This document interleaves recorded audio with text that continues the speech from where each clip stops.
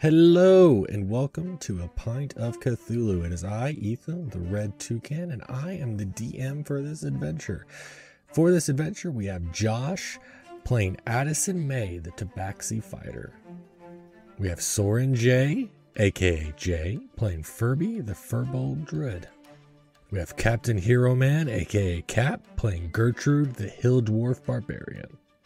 We have Matt playing Donovan Longhop, the Herringgong Rogue. And last but not least, we have Cartman playing Vine E. Jackoff, the Aarakocra Ranger. Alright, sit down, have a pint, and enjoy the episode. A word of warning, this podcast is not for kids, so listener discretion is advised.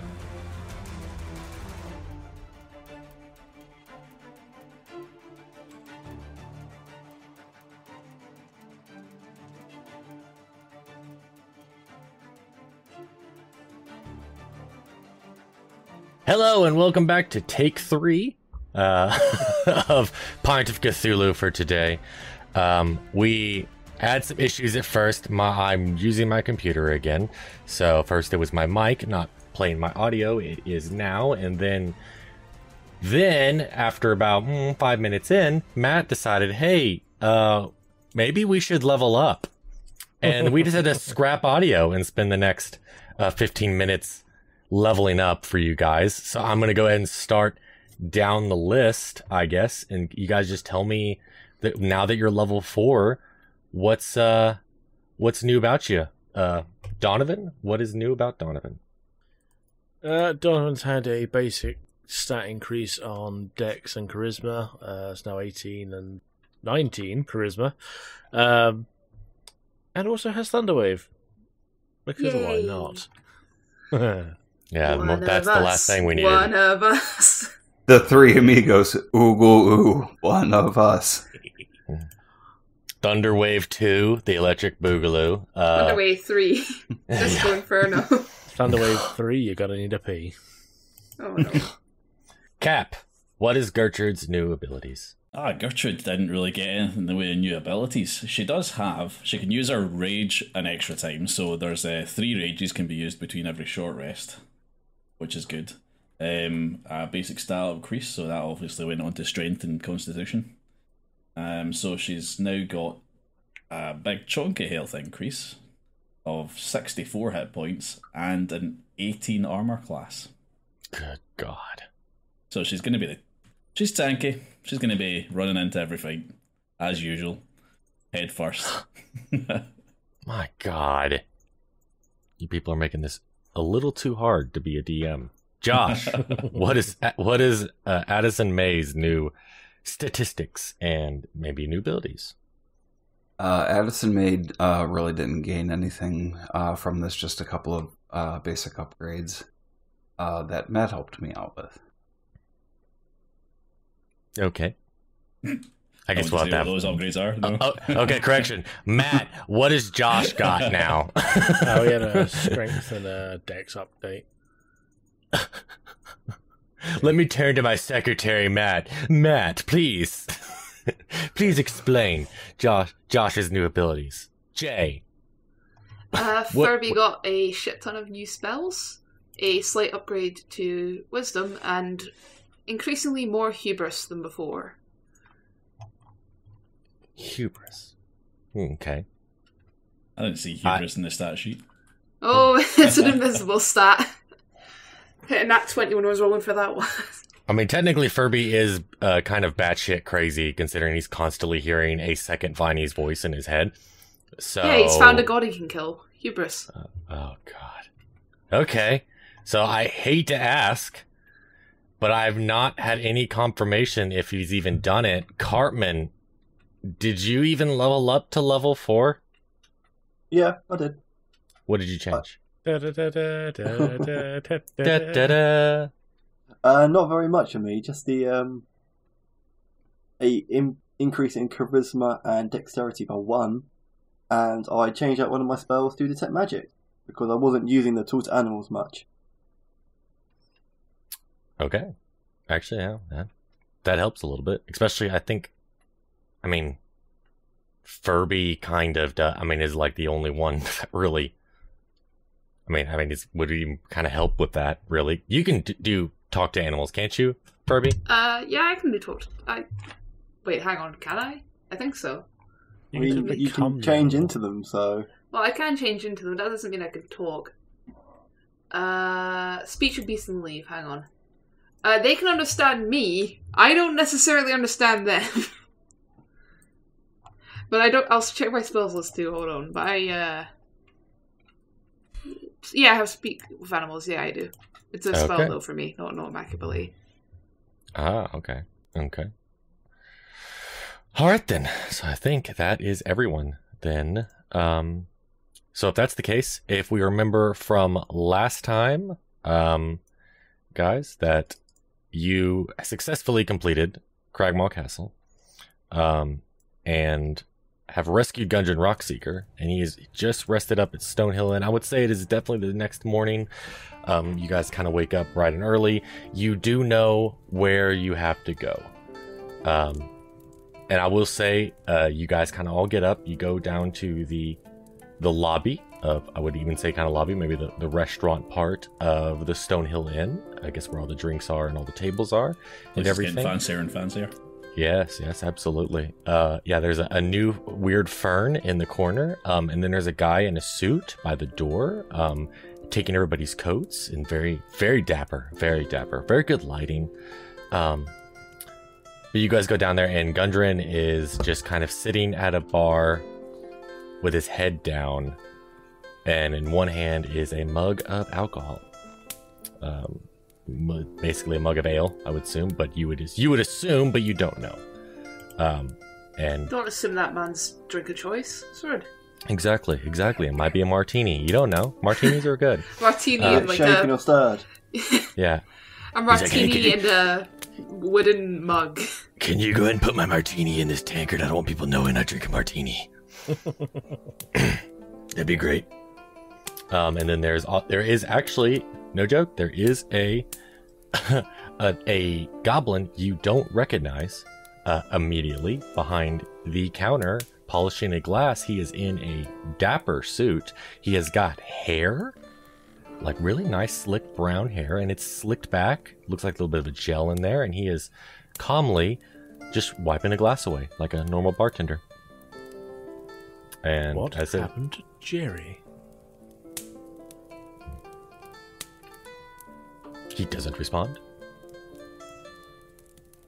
Hello? I wave in front of his face. Hello? He looks up and he goes, "Yes, can I help you with a drink?" Where are the Jerrys?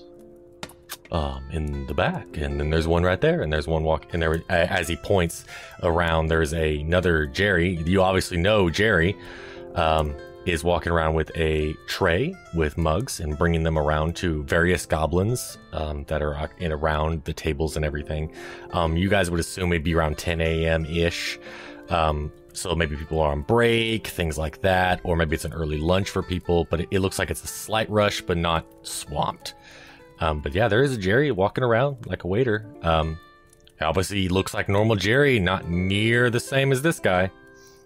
So who are you?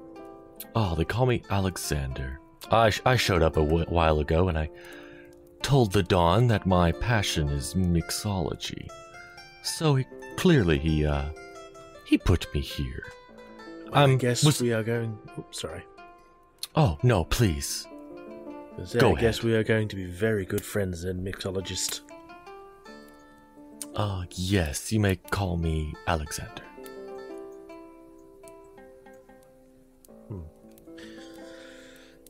Right. So anyway, do you want to drink like your friend here? And shall I say drink as in martini? For some weird reason, he wanted me to put it in a tankard. But I can make a normal martini for you in a normal martini glass, should you desire. Yes, I'll have a martini. Why not? All right. And as you say that, it's like it feels like it looks like he's got 4 hands because his hands move so fast. Grabs all the ingredients, mixes them together. He even does the little mixologist showboating and is like able to throw the mixing jar up in the air and then catch it behind his back. And then he does all this and within like a few seconds easily. And then next thing you know, boom, there's a martini glass with a martini in front of you. He goes, will that be all, sir? Gertrude just slams an empty tankard next to this delicate glass. Drink. Do a strength roll for me. Oh god. That is an 8. Oh, you slam this on the counter, and the martini goes flying. Roll Dex to see if I can get it in time. You know what? I will. I'll let you do it. 20. Oh, 20. It doesn't even go 2 foot up in the air. You grab it and bring it back down. Nice. And you just kind of, not even casual. And even Alexander puts his mug down and slightly pulls out his hands and quietly claps. And he goes, well done, sir. Well done. I'm very impressed. Absolutely. But, Miss Dwarf, I do believe you would want some ale in your tankard. Is that what you are asking me? Consider it done, miss. And he grabs the tankard, and just like before, where it feels like he has 4 hands, you don't see that, but it's like the instant the tankard disappears behind the counter, it's back up with a full tank. Like, you kind of awe. It's like almost a bit of magic trick. With the same hand, pulls the tankard down, and second it's out of sight, pulls it back up, and it's got a full frothy group of ale. It looks slightly different, though, than what you are used to. In the sense that it doesn't look watered down. It doesn't look cheap. This looks like some good, brisk, very rich ale. The increase in quality is lost on Gertrude. She just takes the mug and drinks at her usual pace. Well, very well. You have quite the thirst, madam. I sincerely apologize for not providing a more satisfying ale this time. But I will learn from it next time. You will have a more thirst-quenching ale, I promise you. Takes a lot to impress Gertrude. There's not quite a lot of... the lights are on, but not many people are home, if you know what I mean. Gertrude is a connoisseur. Only the finest. Ah, very well. I will maybe change my tactics if I am to win you all over. But yes, that is the... I do believe the Heron and the dwarf. You there, Miss Tabaxi, and you, Furbolg, and Aarakocra. I do not believe I know your names. I apologize for giving your species name's identifications. Furby, that one's Addison, that one's Viney, Birdie, one of the two.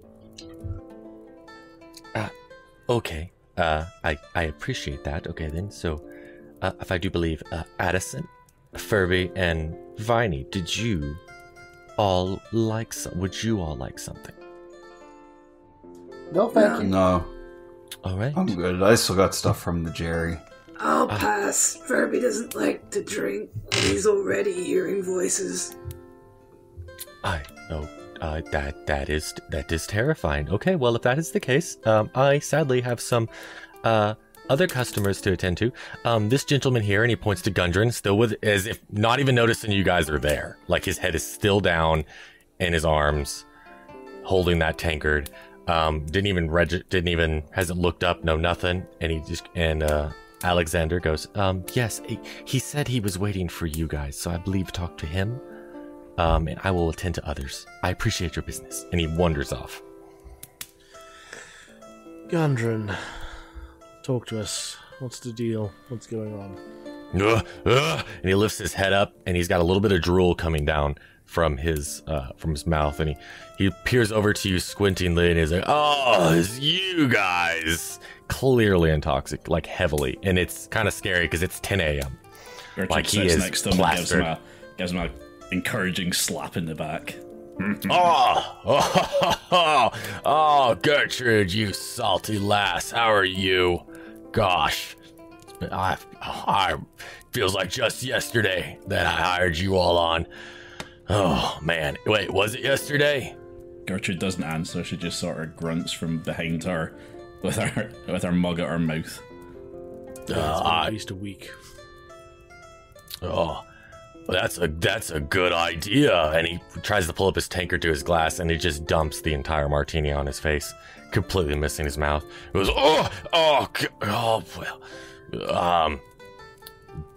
delicious. Okay, Mr. Rockseeker, sir.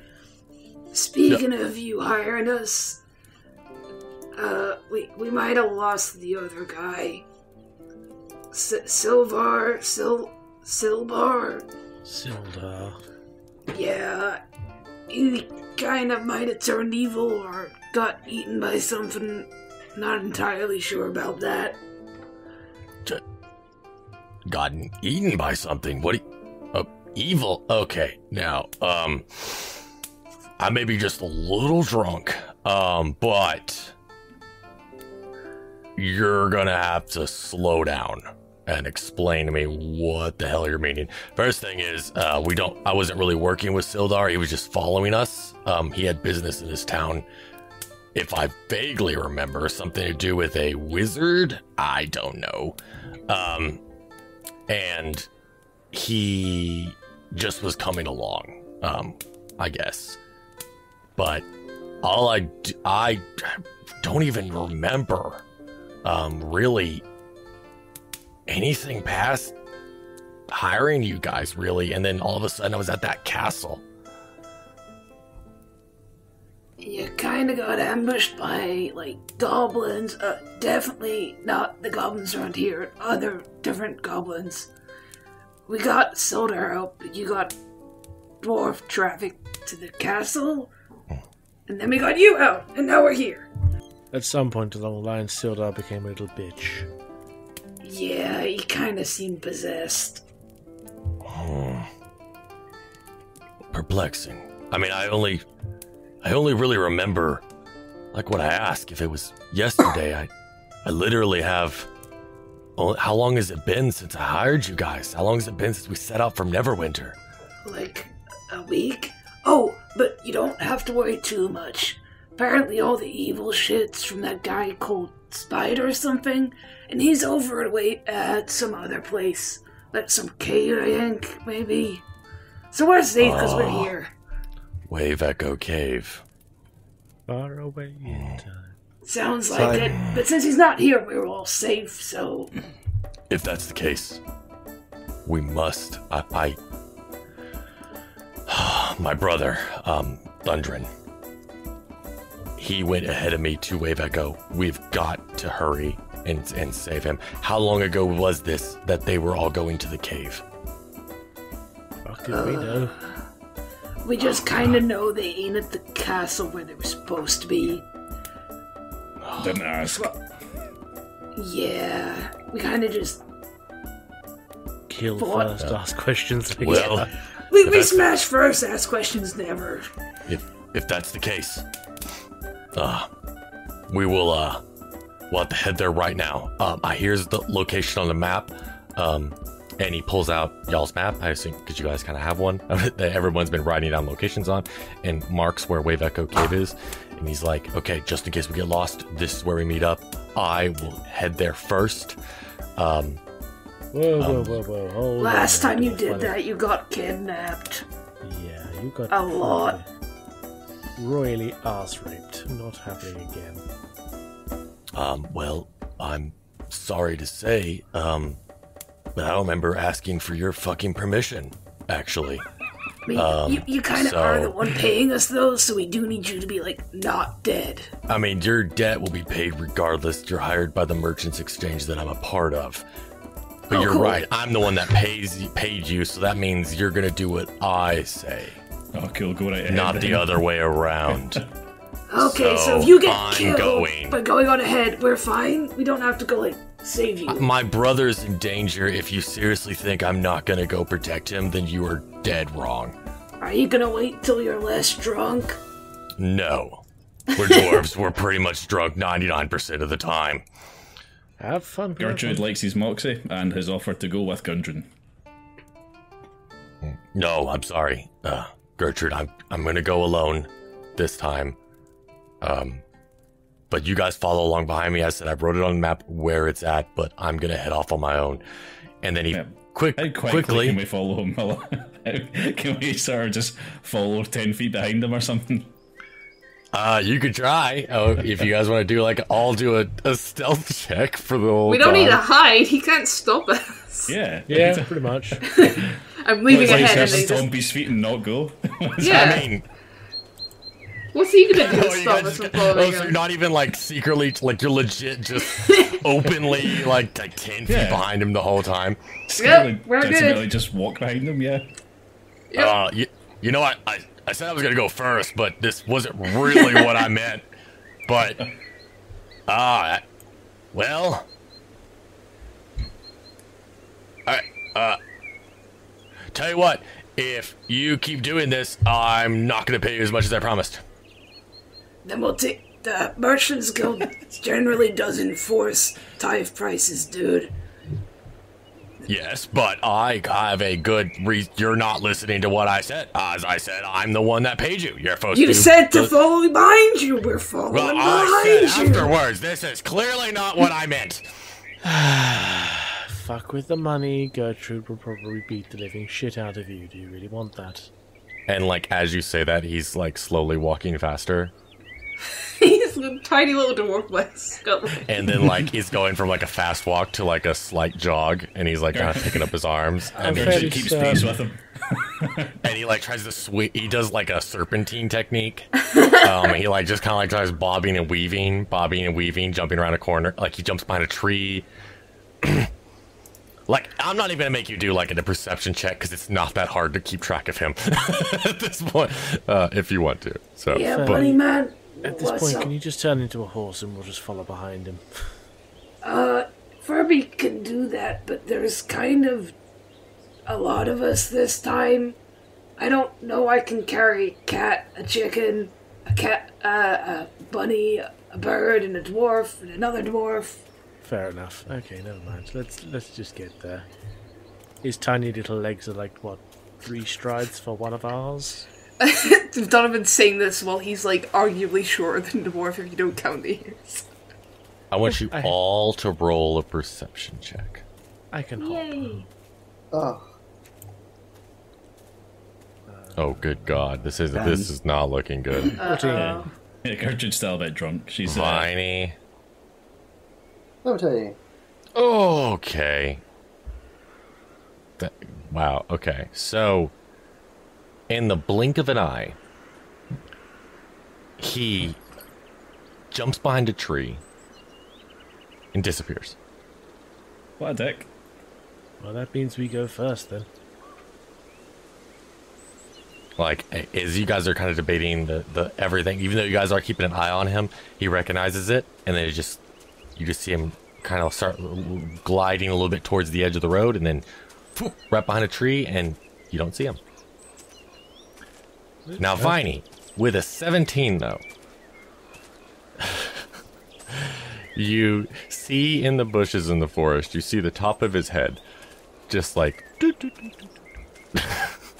off in the distance. Well, can I then scream to my friend and say, there he is? And can I fly to him to try and get a better view above him? I mean, he's in the forest, so I don't know if you've ever, like, tried to look into something on the forest floor above the trees, but it's not exactly that easy. Yeah, that's tricky. Yeah. Maybe But I'll fly you- then. So can I run after him? You could definitely run after him, if you want. He has some weird reason, he's probably, it was like, when he disappeared, it was 30 feet. Like, it was like a full blink. Like, he blinked 30 feet away. But That's a you strong see the leap. top of his head, about 30 feet from where he disappeared. But it's all about 100 feet away from you guys. You could run after him. He's going at a normal dwarf speed, about Gertrude's speed. Yeah, But- that's about half the speed of mine, so doable. If you wanted to, you can try to catch up to him. Yeah, I mean, can I obviously tell my friends, like, oh yeah, he's going that way. And start running. I'll Okay. follow Viney. Same. Okay. Now, I will say, if he points it out to you guys, that you all do see the top of his head, and then it's gone. Looks like he fell into a pit again. Maybe the sewers. In the forest? Well, Furby never considered the option of indoor plumbing in the woods. Might be there a are good plenty of investment. creatures that live out here in the forest. As you guys come into a clearing, there's a really beautiful and ornate green building. It's about 2 foot by 2 foot, and on the front of it, it says porta potty. See? See, that needs plumbing. Porta potties have plumbing? Furby's learning so much. Oh dear. They don't really. I don't know if you've ever been in a porta potty. What? It does No not have plumbing. shit. It does not have plumbing. No, It's no, the shit is nastiest still shit there. ever. So, but no, I will say you guys were able to follow him. It seems like every single little blink, I'm not going to spend, this entire time doing this little cat and mouse of, making you guys keep constantly rolling perception checks. But I will say it is very peculiar. Because I wouldn't even say with a 14 though and everything, and you guys kind of realized where his head was when he disappeared. He keeps reappearing about 30 to 45 feet away from where he was previously. And he is headed in the direction of Wave Echo Cave, but every time you guys kind of get really close, it seems like you're overcoming him because his speed is not the same as y'all's. He blinks away again. And you have to spend about another minute or two, like kind of looking around, looking to where he blinked to, and then, catch sight of him and go in. So, Is there a way that we can improve our speed and beat him there? Oh yeah! Furby's gonna cast Long Strider. yeah, I mean, you guys Is really that a could- one if target you thing? guys- Hang on. if you Oh, guys it's only don't one wanna- person. It's one person. I mean, if you guys don't want to just chase him the whole way there, you could. As I said, it looks like he's going to Wave Echo Cave. Yeah, so we'll So- try and beat him there. Yeah, Get there first. Yeah, I'll- no, Long Strider is one person. I can't. We should tie a balloon to him, and that way we can see him easier. We'd have Well, to you can't catch get him close to him. first. You can't get close to him. As I said, every time you seem like you're about to overcome him, he blinks away. Does it seem like he's doing magic shit, or is he just like ducking his head down and crawling in the underbrush? It's like Scooby Doo. Oh. With chase scenes. Like, it's that, like, like, you're trying to chase him, and, like, he comes in through out of a door out of nowhere, and then behind a tree, and then all of a sudden he's 3 trees back. It's weird. Yeah. It's like a whole charade. But, yeah, you can't seem to catch him Kinda one bit. seems to be quicker just to go to the cave if we're ducking and dodging around the place. Probably a good idea. For the cave. Okay. All right. So you guys, The bunny cave. meanwhile, at Wave Echo Cave. I think that makes Cartman Robin. All right. Now, you guys, obviously, you guys know exactly where it's at. It wasn't just Gundren that showed you where it's at on the map, but multiple people, because you did have information about Wave Echo Cave and where it was located prior to that. But obviously, your main task was getting Gundren. And obviously, once you guys stopped chasing him and just started headed towards the Wave Echo Cave, you didn't see hide nor hair of him. And when you guys arrived, it's just the cave. You see no sign of Gundren. Really nothing other than it's just a normal cave in the side of a wall. Now, there is some interesting things about it. You can tell this was once at one point a mine. There is rail cars. There is a railroad tracks going into the mine. A few rail cars outwards, possibly even ancient ruts and stuff where there might have been wagons hauling away ore and everything like that. And signs of a long time ago this being an inhabited place and an active facility. But at this point in junction, it is just a desolate cave leading into the mountain. And I'm actually going to go ahead and move you guys over to there. It looks like Matt's already done it. What the hell, Matt? Anyway. What the hell? Okay, there we go. Okay, so as you guys go in, let me pull this up here. Pull up these. The entrance tunnel leads into a large cavern supported by a natural pillar of rock containing 3 stalagmites.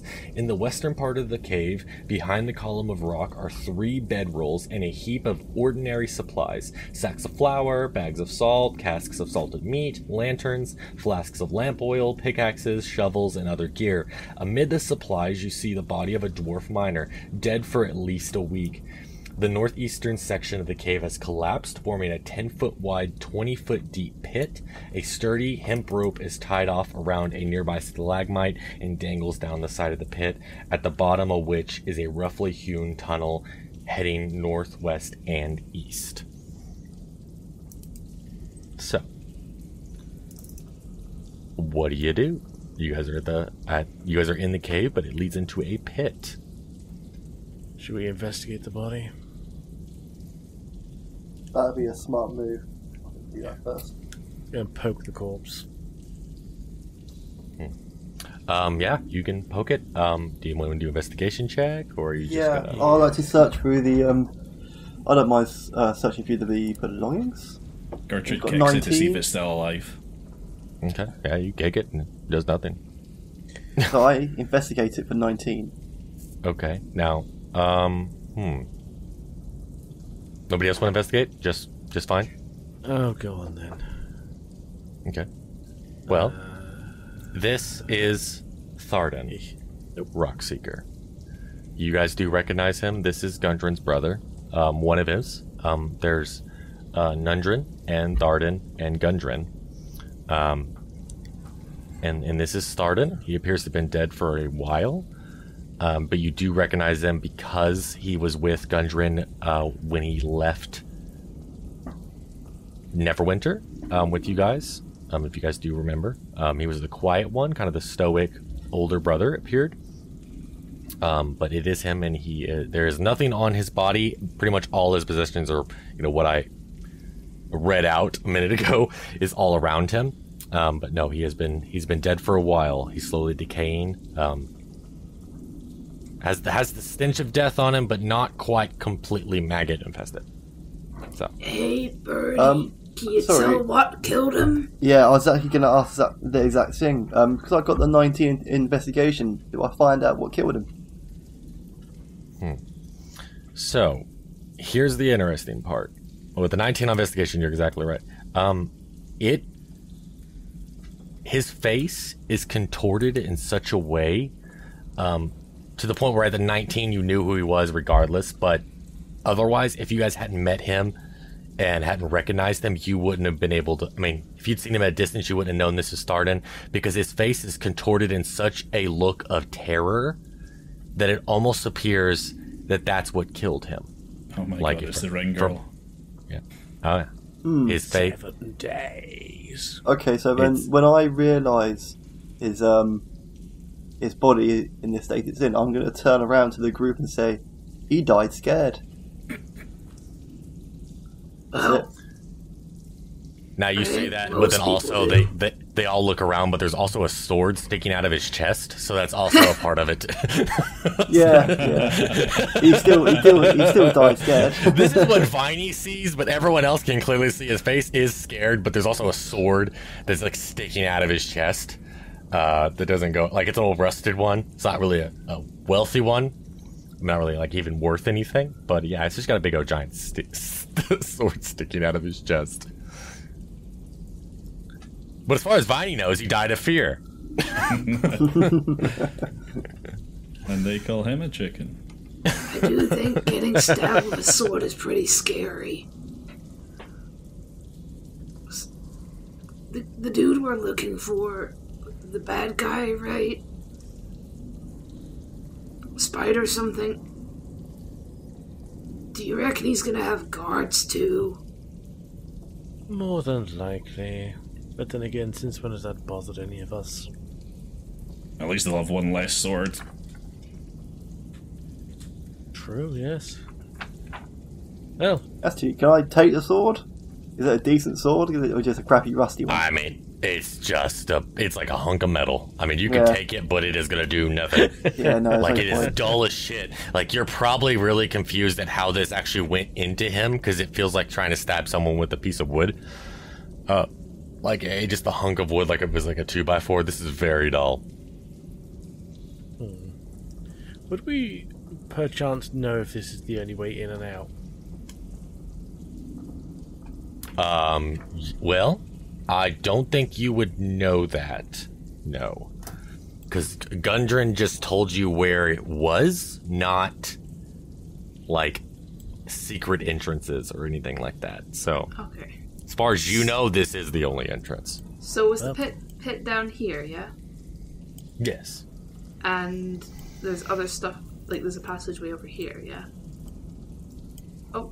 Correct. There's one to the, it says that it goes northwest, and then one that goes southeast. So, you can clearly tell there is just 2 doors at the bottom of this pit. Okay. Eeny, meeny, miny, mo, let's go. What do you reckon? Up or down, ladies and gentlemen? So this is what I'm going to do. I'm going to pick up a pebble and I'm going to throw it down the pit. So I want to see how deep that pit is. You did just say 20 foot. Yeah, I mean, that's gonna be annoying. You're gonna. Oh, okay. No, guys. I just want to take just 1 second. Cartman, I love you. I really do. I said you can see the doorways to the northwest and the southeast, meaning you can see the bottom. So why would you throw something? Are you just watching this pebble fall and hit the ground that you can visibly see? Yeah, you got it. I picked up a pebble and I was like, Joe, what? I'm going to check for magic traps and I'm going to throw a pebble down there. Yeah, magic traps. That's the reason. Yeah. You know what? Go for it. Yeah, throw a pebble. Cool. Do I need a throw? Roll a dex saving throw. Saving throw? Saving throw. Oh, that's bad. Not one. Oh, Not well, bad, no, yeah. I was going to do this just because you did that. You got a little too close to the edge, and the ledge comes out from underneath you, and you fall into the hole and take 1d4 damage. Oh, wait a second. No, I can fly. If you're dumb enough to throw a pebble, You got a to nat the 1. bottom, You forgot you had wings with a nat 1 dex throw. You might as well be the rock that you threw. Well, at least I know how deep the hole is now. So, 1d4? it's 1d4 damage deep. Cool. So, let's go back. 2. For everybody else, though, it's clearly like about 5 feet deep, so you can just like hop. Yeah, Gertrude just jumps down beside the chicken. Yeah, you can Same. and like do no Addison's damage. gonna slide down. Yeah, it does absolutely nothing for you, like to you guys. It just goes whoop right in. So, guess we better just start. Pick one. Eeny, meeny, miny, mo. Yeah. Furby, go. I'm thinking of a number. 1 or 2. Take Gertrude it. starts going north. Okay, we're going north. Yep. That was my guess, too. Don't forget me as I scramble up from my heap of mess on the floor. We wish we could. So we're going north then. Okay. All right. You go north. And I will say, as you, marching order first. yes. Yeah, Are we gonna maybe not the establish rogue first. Are we already established basically Gertrude is the first? Gertrude has the marching order. Yeah, Gertrude. What's the order behind everybody? Is Donovan? It kind of looks like Donovan, Furby, Fine, and Addison. Is that an adequate? Oh, no, I'm not. Yeah, Well, keep the I was range still- behind us. Yeah, and I'm you not. can probably hide, Bunny. Okay. True. I could go into stealth. Alright, as Okay. we're going down this cave, Gertrude has both dark vision and danger sense. Yes. So Yes, she does. should Okay. be able to let you know whether or not there's any sort of traps or people. Okay. As well, you reach a point where it looks like where the tunnel that you're in now appears to be rough hewn from the rock. You reach an intersection, which is kind of surprising. You would obviously recognize this, Gertrude. This is dwarven architecture. There is hallways, one leading east, one west, and one north. Your danger sense tells you that there is something dangerous to the west. All right, excellent. So We're going west. yeah, we're going to go west. Yes, that's basically what was going to ramp up to there. Gertrude just points to the west, says danger, and starts walking in the direction that she's pointing. Do you guys go after Gertrude? Because she literally just said, towards danger, out of danger, or she's Can saying I she's go into stealth danger. and then follow? I'm just gonna hit up a quick shillelagh on myself as well. It's 11. Yeah, do you know what? I'm going to be the smart one now. I'm going to say, Gertrude, no, danger. You don't want to go towards the danger. You think she won't listen? We must stay on the peaceful side of this endeavour. Checking. Oh. Yeah, Gertrude ignores and keeps walking. okay.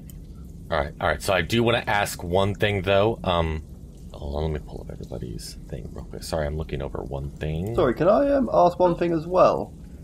Because I'd like to try to do one of those invasive thoughts and try to convince... Yeah, you can just do that whenever you want. Yeah, you can. Yeah. But you also realize the evasive thought is not going to benefit the vine that is walking around. I said it's two different vines, remember? Yeah, Yeah. but that other vine So- is seeing the perspective of Furbarg, and he'll think danger as well if I think danger. Okay. So, yeah, I'm going to try that, and I'm going to... What, are you gonna say to convince Furby not to go with Gertrude and the hare? Yeah, I'm going to try. I just got to find the invasive thoughts. Can't remember what button we did that for that one. You didn't. You just did it. Yeah, you said something and tried to convince... I think it was like So it's a persuasion. charisma roll. Oh, Yeah, persuasion. but you have to actually tell me what you're saying. Yeah. You're trying to convince Furball here, not the DM. Yeah, no, Yes. it's going to be... no, all I'm going to say, all I want to say is coming out, it's just danger, just the word danger. Okay. Yeah, that's all she said so far. Wow. But I want to Unless say, she yeah. gets Does any Gertrude more- hear the voice in my head too? Can we be voice buddies? Yeah, 13's not going to do it to separate Well- Furbolg from his friends. Well, Yeah, here's the thing. that's fine. Here's the thing, buddy. I explained it last time, Carmen. Come on. I'm a firm believer that if it's persuading, you're trying to persuade another player, you actually have to persuade them. Like, I don't let Yeah. dice rolls affect you swaying a person's Oh. character. Oh, okay. No, So, yeah. So if you want to sway Furby, you've got to sway Furby. Yeah, You know, which doesn't so- necessarily mean swaying me. I can know what you're telling me to do is a dumb idea. But if Furby's stupid enough to fall for it, he'll be doing it. Yeah, absolutely. Yeah, you determine and everything. But if you want another player to do something, you have to really, Yeah. really sell it. It'll take a lot to convince Furby to let his pals go into danger without him. Yeah. The only He's reason I do that. stupid, but not a coward. Yeah, Okay. the only reason I do that is obviously the DM's job to kind of to tell what happens when a dice roll, and I'm not going to tell you what your characters do. Yeah. All good. It's up to you. So, okay, I'm going to say Gertrude before I kind of reveal the West. Yeah, I was going Which- to ask, does Gertrude know anything more specific? Is there anything that you can tell her? Well, I'm going to say as she kind of gets to the end, she sees she reaches another intersection. It's a T of some kind. She looks to her left, and it's just a crumpled, it looks like what used to be may have been a hallway of some kind, has just kept collapsing on itself. And to the right is another hallway that seems to go off to the left, like it immediately shoots up like a U in a way. It goes right and then immediately goes left. And you don't see anything. And that's very perplexing, obviously, because you sense it. Your danger sense is telling you there's something there. And when you step one step forward, you're probably 10 feet away from the ceiling lands an ochre jelly. Is right. it up, Matt? I think, because I'm trying to have these We see tokens it. come Yeah. forward. Yeah. You guys see? Okay. All right. And it is ready to, it's a giant thing of jelly. I don't know if you guys have seen him. Let me go ahead and send the... I got it now. Okay. So that is a big... hits the ground and rears up, and I assume Gertrude knows it. Obviously, Gertrude knows from her danger sense this is the danger. All right. And let's roll for initiative, guys. And I'm gonna do the same as we've always done, guys. The initiative order is gonna be for the entire dungeon. So. Nat 20, baby. Oh my goodness. All right, we'll get 19 for Gertrude. That's pretty good. I really like this 16. this turn order on roll 20. Typical Addison roll. Oh, it's a 4. Addison wasn't paying attention at the back there. I'm gonna roll so you guys see it as well. I'm gonna go ahead and just roll a d20, and that'll be the initiative for every monster in here. Ooh, that's a 19. Oh, damn. Oh, so is Gertrude before or after it? She's gonna be after because hers is a +3, so you actually got a 16 +3 because it's initiative 3. It's, okay. Yeah, so you're like a natural 16 +3. Well, this one's a natural 19. So, but it is definitely, Jay is 100% first. Okay, guys, we might want to not thunder wave in here, just in case there's kind of a lot of rubble and stuff, and we don't really want to let everything know we're here, so maybe wait until we've killed most of it. And with that, like, assuming we're fully into the fight now? Absolutely. And as you kind of make that statement, the jelly just goes. Okay, neat. Furby is That's gonna hot. walk up with a great club and try and swat this thing. I did I mention concur. I casted bonus, casted Shillelagh on myself. On my great club, rather. So that's a +6 to hit now. So I'll have to roll like this. Okay. Yeah, 25 to hit? Yeah, I would say yeah. Yeah, you go ahead. Yeah. Oh, good. Be a bit worried if it didn't. And it's just a D8 +6. I think that's how that works anyway. A D8 +6? Oh, spellcasting ability. Oh, hang on. Nope, never mind. A D8 +4. What is that? 12 damage? Good God. 4. +6. Sorry, only ridiculous. 10 damage. 10 damage. 10 damage. Oh my mistake. God. So, And it's okay. bludgeoning damage as well. yes. Now, I'm going to have a little special thing. It's going to be a very easy thing to succeed at. But I want you to do, every time if you guys do a physical attack on this, I want you to do a dex saving throw. All right? So roll a dex. It's a very easy 23? save. Oh yeah. Okay. So you're able to pull it back. Pull this, pull your great club, your giant dildo, which we have established because you broke your other one, and this one's the giant dildo, wooden dildo. Do you guys think great this club. counts as lube? Maybe. Ba-da-ba-ba-da-ba.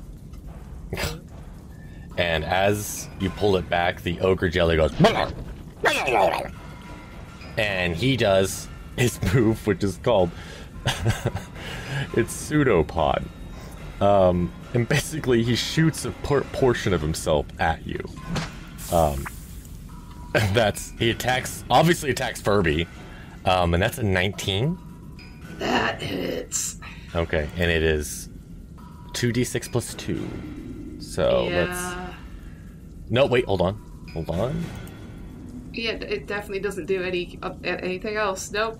2d6 plus 2 bludgeoning damage and 1d6 acid damage. You think I didn't see that?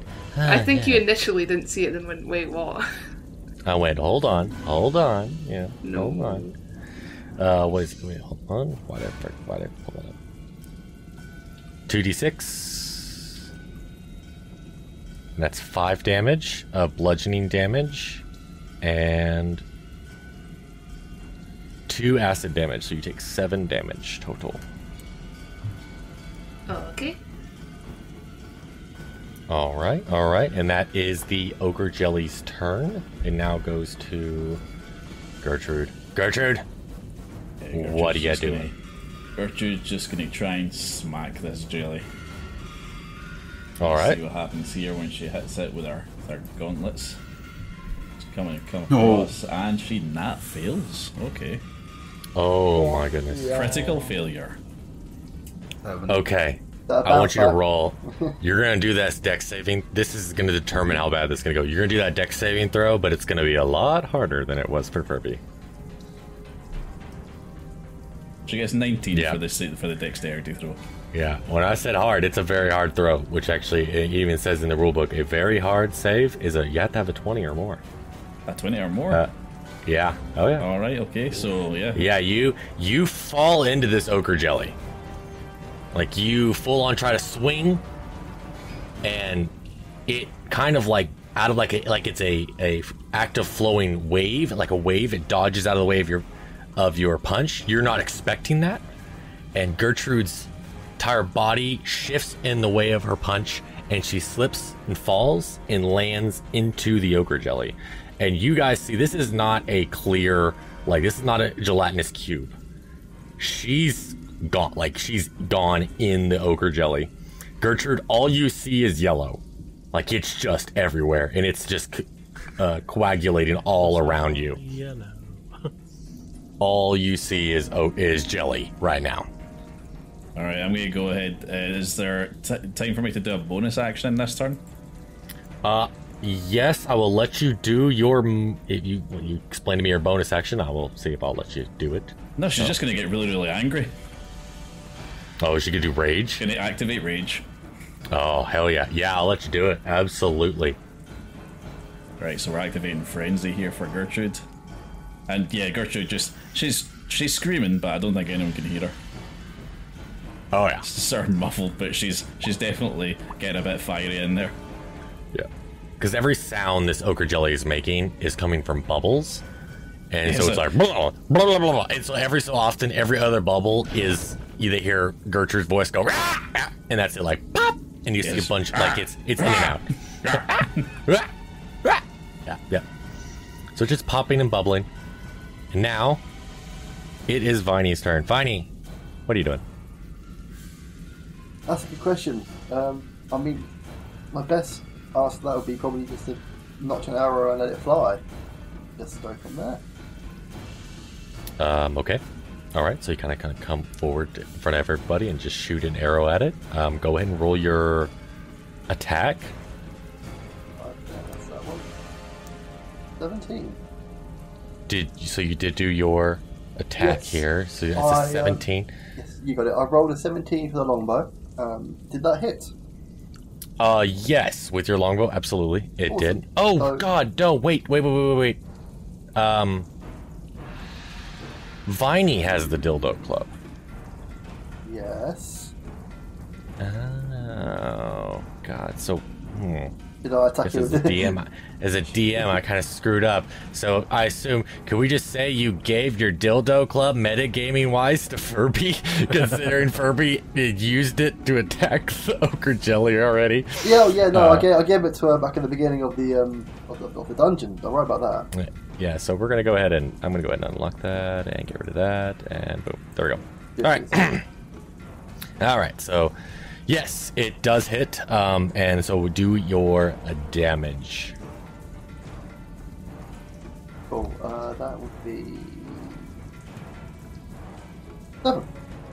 Ah, 7. Okay, all right. This arrow flies in there, and I will say, just for story reference points, this thing goes in, creates a hole, and then the hole is quickly sealed. And then as the bubbling, you can just hear Gertrude's voice go, "Ooh, arrow!" And that's it. That's all you hear. Because this thing just soars right past Gertrude while she's inside the jelly. And that seems to be unaffected. You really don't know. It's not really that easy to assess the integrity of a giant thing of jelly. So, that being said, now it is Donovan's turn. Donovan, you are stealthed. Actually, you are hidden. I do believe, so that is up to you how you wish to proceed with that information. I don't want to hit Gertrude, so I'm thinking maybe try Mind Sliver. or silver. Which is... It needs to pass an intelligence save of 13, or it takes 5 psychic damage. Okay, it has to do an intelligence save. Yep. It has 2 intelligence. It got a 1. Oh my god. Well, that's 5 psychic damage to it then. Oh my gosh. You just see this thing like wiggle a little bit like it just got hit. Like it starts vibrating, going like it is freaked out, like it's like. And I will say you did do this in an attempt to try to freak it out psychically, but I will say you still have no goddamn clue where the sentience is coming from this jelly, because it just feels like it's just jelly. Like it is. There's no brain, no nothing in there. You have no clue where the hell this thing is has any intelligence. The target must succeed on right. So target must succeed on an intelligence saving throw. I'll take 1d6, which was 5. And subtract 1d4 from the next saving throw it makes before the end of your next turn. Ah. Okay. So, would it? Yeah, there you go. Yeah. Alright, we'll do that. Yeah, no big deal. No big deal. Okay, so 1d... I'll just subtract... If it does another saving throw, subtract 1d4. Okay. Can do that. And is that in your turn? Yeah, I mean, that's an action, so... Yeah, I mean, so you can move, you can do anything... I mean, you can do other stuff. But no, okay. Addison, what are you doing then? Is Gertrude still trapped inside this blob? Yes. Oh, yeah. Oh, Like, as I said, you're occasionally hearing some screams come from, like, bubbling and stuff. Angry screams. Yes, very, very pissed off. Yeah. Definitely not screams of help. You know that. You know that well enough to know this is not help. This is, I'm gonna fucking kill this thing from inside. So, yeah. Okay, well, I am thinking on one thing that I haven't used yet, but I'm afraid it's going to affect Gertrude, but I'm going to try it anyway against better judgment and That's for fun of the spirit. game. Alright, Gertrude, hold your breath. Firebolt. 10. Oh, God. Okay. It does hit, because it does have a AC of 8, so it's not very dexterous, so roll your damage. Oh, takes 3 points of fire damage. This thing is on fire. Lightly. Like, it is, I mean, like, to the point where it's not, like, engulfed in, the whole thing is on fire, but it is not enough that you would say, dear God, it's about to burn the whole place down. But it is on fire. And so the screams coming out are, fuck, it's hot! And then that's it. That's all you can hear from inside. And that is that all you do, Addison? Yeah, you said that we had to make a dex save after?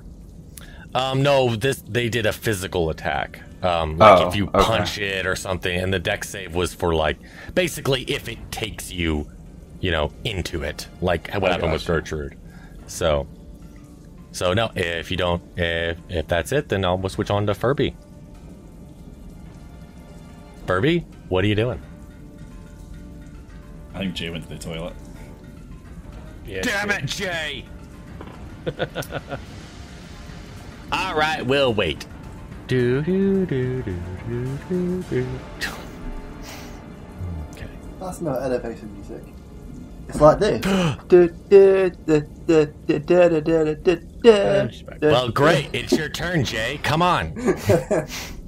What is Furby Coming from doing? you, sir? What is you doing, Jay? No time to think. Just do something. First thing, top of your head. Oh, is it my turn? Yes. Oh, I'm gonna hit him again. Duh. Gonna smack that boy. 16 to hit. Yes. Roll your damage. That's a D8 plus 4. Okay. So 8 damage. Ah, okay. So you hit this, and it vibrates just like the psychic attack and goes. Okay, can I have let's see if I've got bonus action as well. Yeah, absolutely. Go ahead. This thing isn't dying quite quick enough.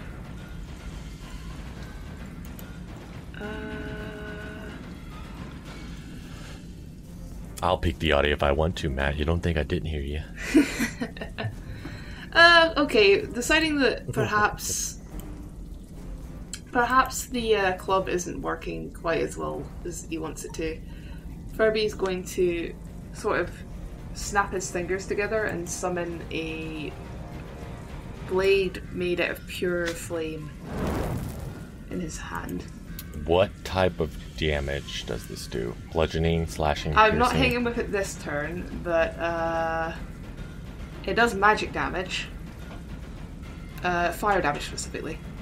Okay, and that's it? It doesn't do, like, slashing? It doesn't because do it's a slashing, sword, it's or... just fire damage. It's made of fire. I'd say. Okay. It Okay. is essentially a Sith one though. Okay. Alright. You can make a Jedi green version, but I don't have that spell. So he's gonna end his turn there.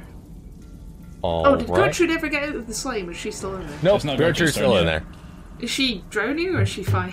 Oh, she's fine. I mean, I will say this. I mean, this all happens so fast too. Like, you know, each turn is only like a few seconds, you know, not that long. So she wouldn't have to hold her breath for a long time. Okay. But a lot of shit is happening all at once. The ochre jelly is like... And so it just attacks Furby with another shot of slime. Pesopod. And that is a 22. That'll hit. It's coming on you. I'm gonna go and roll 3D. If that's true, then what's it done to Gertrude? That is 13 damage. Bukaki. Uh-oh. You know, this isn't feeling so good.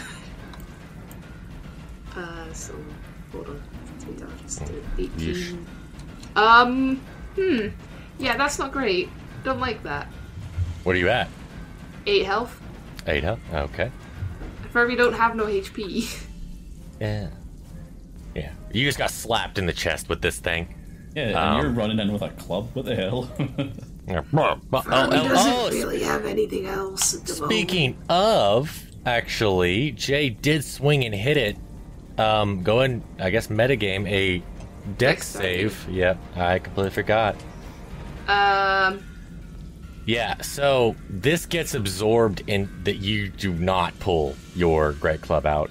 Oh, that's fine. I have something else now. Yeah, you've it slides and disappears into the ochre jelly, and then as said, you hear as it bubbles out of great club, like you just hear that from Gertrude as it comes through.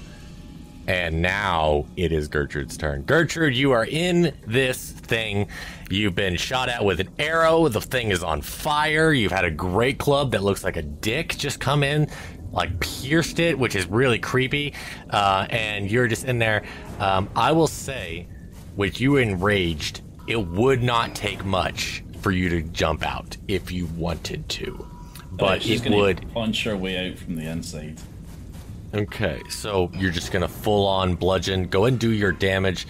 Just go and do your damage because you don't have to roll the hit, considering it's everywhere. Like it is around you. You All couldn't right, so miss no it need if to you roll to tried. hit. Yeah, okay, that Yeah. makes sense. Right, so yeah, she fires in a punch. She tries to punch her way out, and she does 14 damage. Oh my god! So you just rip through this jelly. This thing has 1 HP left. It is I'm gonna say with how many times it shot pieces of itself at you, how many times it's been lit on fire. Gertrude just destroyed so many pieces of it. This thing is about the size of a chihuahua. Okay, well, like in that it is a case, tiny little glob. In that case, what happens is Gertrude does a jump up vertically. She jumps up, rips herself out of it, and then, with her bonus action, she's going to frenzy strike that bitch. She's going to do a second attack with her bonus action, which hits for 20. And does an additional 14 damage. As you jump out, it goes. It does like a weird little vibration, like it's been doing, and then you just. It seems so excessive because I said this thing's about the size of a chihuahua now at this point. Like one punch, could destroy it. And you just destroy the ground like you're coming down as if Goku, and it creates a crater at where this ochre jelly was. Proper And you just landing. and it just disappears. And the bits that are on Furby just kind of slide off, and they become like, not gelatinous anymore, more of just just like water, and they just all just fall off and drip off, and whatever was left is gone. Had to kill it from the inside. Fab, you're looking a bit banged up there. Do you want a health potion? Yeah, that'd be great. Was kind of worried I'd have to spend a spell slot Can on I that. do a sleight of hand and give her one of the, give him one of the like strange ones? Oh God. Okay. Before you do this, if this knocks me out, does anyone else have any healing thing? I have legit ones as well. Good, okay. Yeah, Gertrude's got a couple of healing potions on her as well. Okay, so I guess that would be against passive perception. now when I ask this, there is 3 different random potions they've got. You could do passive perception, but I will give you the chance, Jay, if you want to do a contested perception versus his sleight of hand roll. I don't think Furby would be suspicious about this. Oh, It's only a okay. 12. So yeah, your passive perception. where's- What's your passive perception? I'm trying to find it. It's not something we use often. It's... Oh, 14. Yeah, no, I spot that shit. Okay, so which potion were you gonna try to give Furby? The orange one. The orange one. Okay, so yeah, Furby, you just watch him just give you an orange potion. So go ahead. Aren't these usually red? Oh, might have grabbed the wrong one. Do you want a different one? Yeah. Yeah, I think I want a regular one right now. Alright, yeah, I give a regular one. Okay, that is 1d4 plus. Is it 2d4 plus 2? 2d4, I think? Hold Yeah, on. 2d4 plus 2, I think. I want someone to drink these, but not me. Plus 2, so 7. I'm still hurt, but it's fine. I will tell you this. Would you like me to touch you? Two. Nope, no, Furby's fine without You that. sure? It's a special touch. Here. No, take this Furby one. already knows what that is. Furby's gonna start booking it and away from the bird. Oh no, he's backed into a corner. Oh no. I'm going to give you a hint, though, Donovan. You've gotten 3 potions. 2 of them are beneficial. And that's it. And that's all I'm going to say. Furby, drink one of these, please.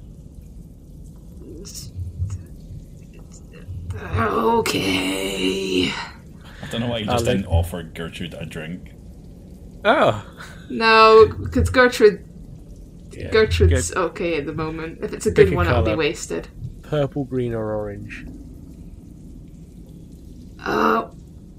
Well, the ooze we just fought was kind of yellowy orange, so I'll pick the green one. Like leaves. It's gotta be a good It one. is. Green, yeah. There you go. What does it do? All right, as you tilt your head back and you down this hold on, let me actually add real quick while I'm thinking about it. Add your new health back, so you have 13 health. 15. Yeah, 15. Yeah. Because it's +2, remember? Oh, that's right. Yep. So if this does 13 damage, I'm still up. No. So you're sitting there, and you don't notice anything at first. You're just kind of looking around. You're like, what is going on? Everyone else is noticing your hands get insanely large. Like, Oh, I'm if they still were- holding the flame blade, by the way, so it's about to become the I thought flame it was toothpick. floating next to you. Are you actually holding it? I'm holding it. It doesn't burn me. Okay, so yeah, it's slowly but surely. You can feel that it's getting smaller. Like like you almost think that the sword itself is getting smaller. Like it's shrinking your sword, and you panic and you look down and you notice your hands are getting huge. They're easily 5 times the size as they were before, and they have turned the color of green. Do you do anything with your hands? You try to do anything with them, or what? I mean, there's nothing really I can do with them right now. Do you like raise them up and show somebody, or? 'Cause I mean, noticed you're- I think they can probably see. I mean, Well, that was interesting. okay. Do I feel healed at So, all? from where your position is, I see like Gertrude's at one end of the corridor, and you're at one end, and then there's Viney right there. Viney, roll a dex save for me. Uh-oh. 15. Okay, yeah, you expertly dodge out of the way and get out of it. As Furby's hand extends like Mr. Fantastic, like it stretches and slams into the wall next to Gertrude. And then it retracts back to her normal hand back there. So, Bunny man, I don't feel so good. you've now got stretchy Hulk hands. Can I control them at all? You could try to play around with it. Should have given it to That happened You really should have given it to Gertrude. That would have been hilarious. Well, I mean, Although, actually, if it hit gauntlets- any of us, it would be deadly. What is Gertrude wearing? Nothing. Though, what gauntlets is she hands. wearing? Oh god, the green Hulk hands. She does have Hulk hands. We match. This is fantastic. No, Do you Gertrude, put on she your has ult? the green Hulk hands, but she's still wearing her regular gauntlets. Oh. Just I mean, what is? inventory. Yeah, I mean, does she? What does she think of seeing these hands that are like her Hulk hands? What does she do? Does she put on her Hulk hands? Hint, hint, hint, hint, hint, hint, DM, hint, hint. Okay, fine. She smiles. She harmfs and smiles and puts on her own giant green Hulk hands to show solidarity with the Firbolg. Okay, you put them on, and from what you can tell, nothing feels different. But I will say, because I think Gertrude would be fascinated at seeing that hand extend, reaches up her hand, and it doesn't automatically, like what happened with Furby, like almost uncontrollable. But Gertrude definitely has a sense of, just trying real hard and just thinking of extending that hand. The hand extends outward just like Furby's did, and goes about as far. Like, you have complete control of this, Gertrude. Of this hand, where it goes, and what it can do, and then it comes back. So, but I will go ahead and tell you guys don't know this, but you have a 20-foot limit. It's the farthest it will go. So is this just like a magic hand? Yes. It's a sticky hand. A sticky slap hand. Yeah. So it can actually grab things and bring them to you. But you must pass a DC 10. If it passes, it brings the item to you, no matter the size. If it fails, it brings you to the item. So it's literally like flipping a coin. Good either way for Gertrude, though. Yeah, I mean, that's good. So- Yeah, pretty much good either way. Dwarf on express delivery.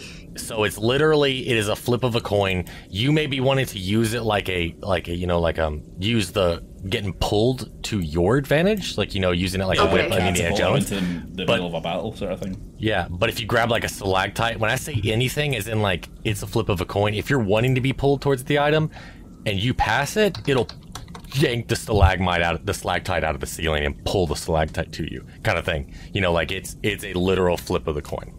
All right, excellent. I've got a new Is that an ability. action or a bonus action? I will let you use it as a action.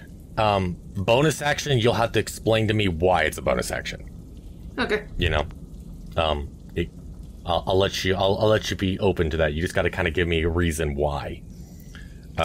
You would need to be a bonus action instead of your main action.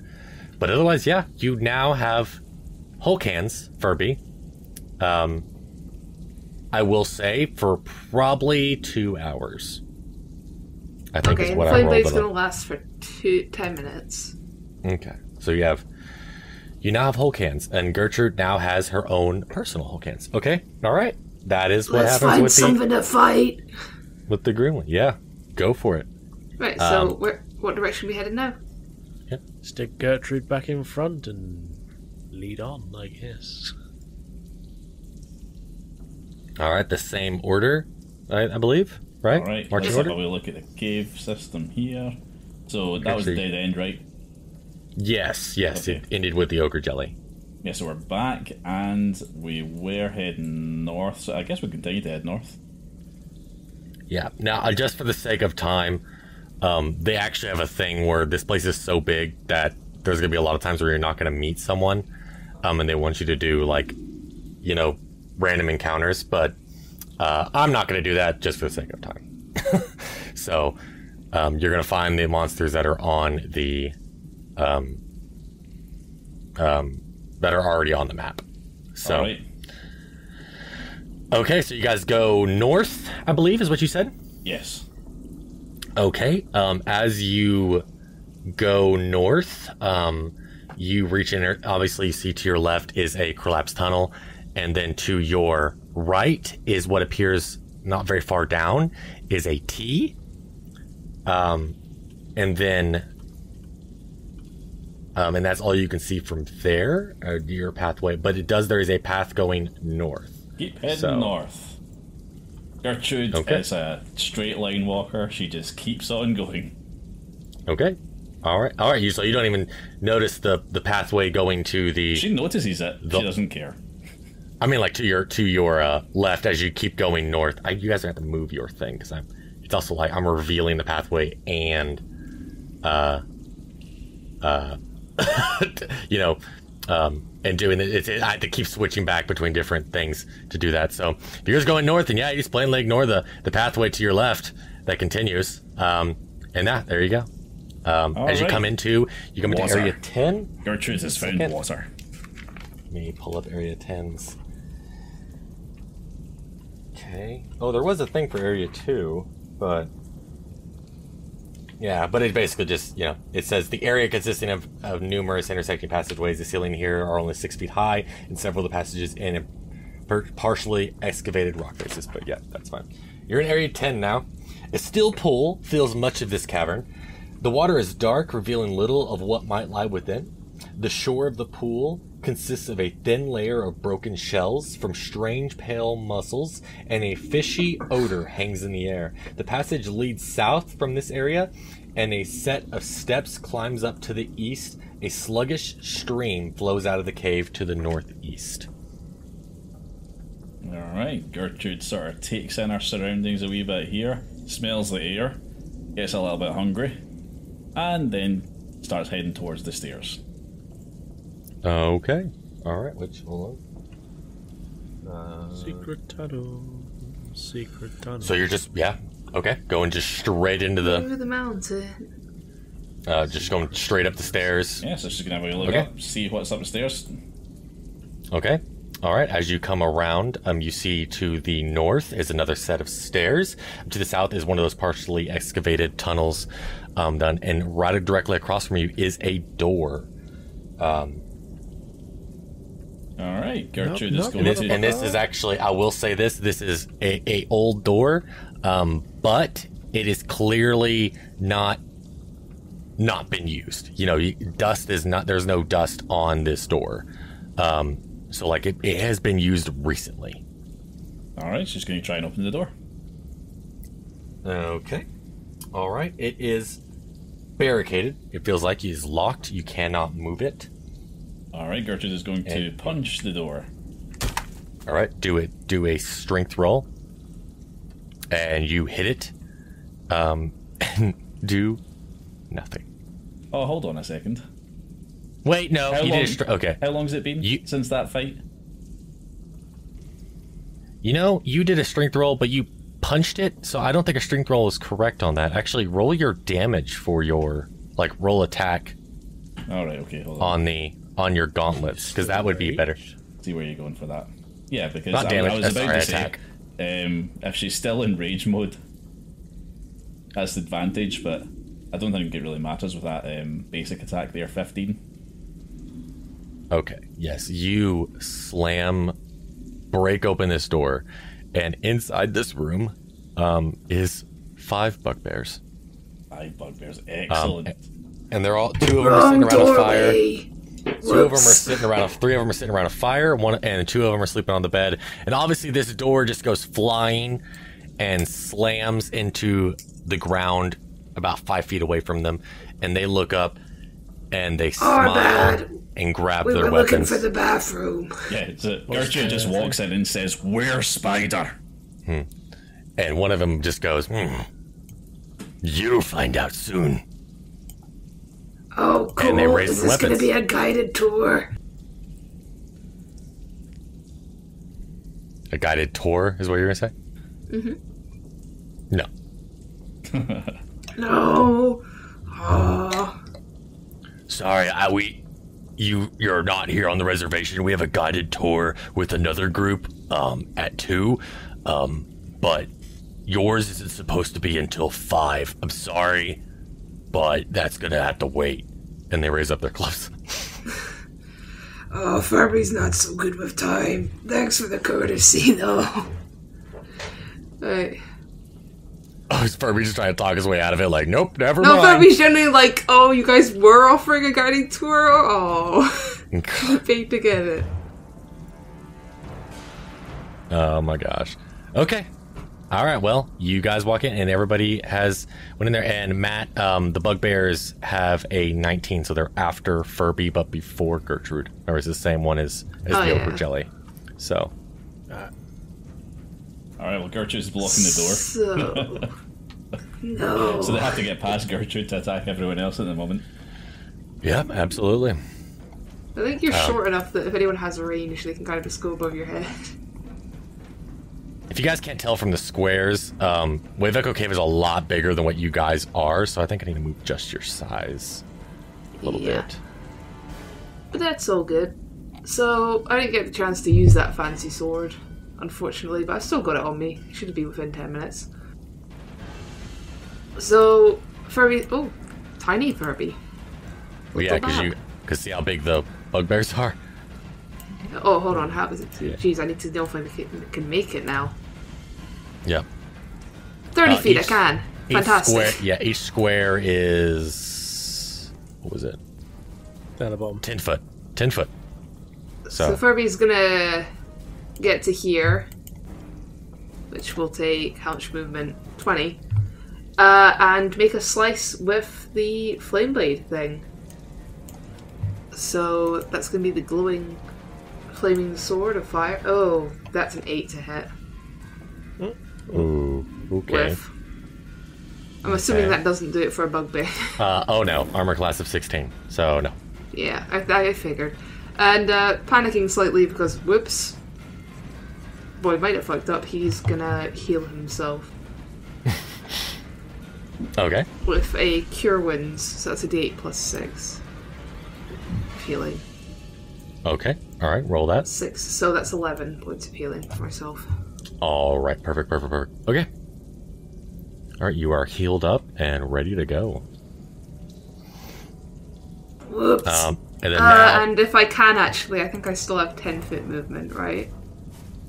Yeah, I'm gonna back my ass up a little bit. Oh wait, no, I'll get opportunity attacked if I do that. Never mind. No, you've already moved. Okay, never mind. I was about to say you could disengage as a bonus action, but I've already used my bonus action. you've already used your bonus action as a movement. Yes. So no. Wait, hang on. Did I? Fuck. Wait, I might have. Oh yeah, Cure Wounds is an action, so it's healing word I need to use. That's slightly less healing, right?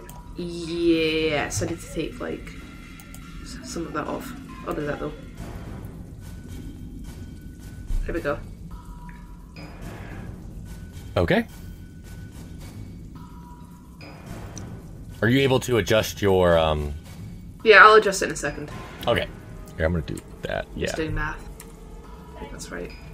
Just gonna get rid of those numbers. It just doesn't help any. Right, that's my turn done. All right. Then that means it is the Bugbear's turn, and obviously they are going to swing at you. I'm going to basically say, what does Bugbears have? They have javelins ranged. Okay, so the two over here, one here, and one here are going to throw javelins at Gertrude. I'm going to go ahead and do those two first. Here, and that is a 19 and a 22. So that hits. That's 1d6 plus 2 for both. So let me go ahead and roll 2d6.